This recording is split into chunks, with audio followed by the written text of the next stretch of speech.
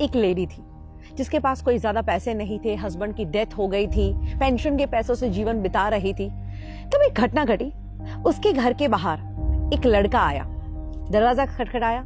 वो देखती है, वो 14-15 साल का एक लड़का जो सेल्समैन था और अपनी प्रोडक्ट्स बेचने के लिए आया था।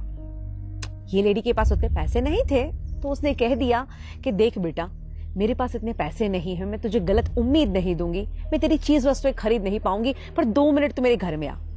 वो घर में बिठाती है और किचन में जाती है और दूध का एक गिलास लेके आती है और कहती है कि बेटा, मुझे लगता है कि तू बहुत भूखा है, बहुत प्यासा है, मैं तेरी और कोई मदद नहीं कर सकती, बट एक ये दूध का गिलास तुझे दे सकती हूँ जिससे तेरी भूख और प्यास दोनों मिट जाएगी। बच्चा दूध का गिलास पीता है, थैंक यू कह के चला जाता है। इस घटना को और 15 साल बीतते हैं। अब तो ये लेडी बहुत बुजुर्ग हो चुकी है और एक दिन उनको हार्ट अटैक आता है।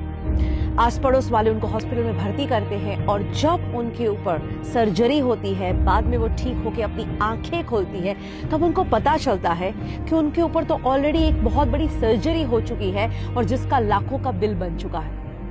इस लेडी के पैरों तले से जमीन निकल जाती है और रोने लगती है कि हे भगवान, मुझे क्यों बचाया, अब मैं ये बिल कहां से पे करूंगी, मैं ये पैसा कैसे दूंगी।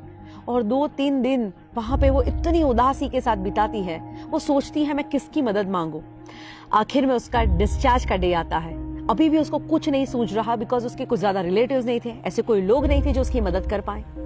वो भारी भारी कदमों से चलते हुए रिसेप्शन के काउंटर पे पहुंचती है, सोचती है मैं उनसे क्या बात करूंगी। वो कहती है मेरा बिल दिखाइए। वो बिल देते हैं एंड अप्रोक्सीमेटली 5 लाख रुपए का उसका बिल आया है। वो बिल देखती है, पर उनको ताज्जुब होता है क्योंकि उस बिल के नीचे लिखा था ऑलरेडी पेड एंड उसके नीचे लिखा था thank you for the glass of milk. यानी वो लड़का जिसको उन्होंने एक दूध का ग्लास दिया, दोस्तों आज वो बड़ा होके एक डॉक्टर बन चुका है और उसी की हॉस्पिटल में ये लेडी आती है और वो देखता है कि ओ माय गॉड, ये तो वही लेडी जब मैं कुछ नहीं था और उन्होंने मुझे दूध का ग्लास दिया था।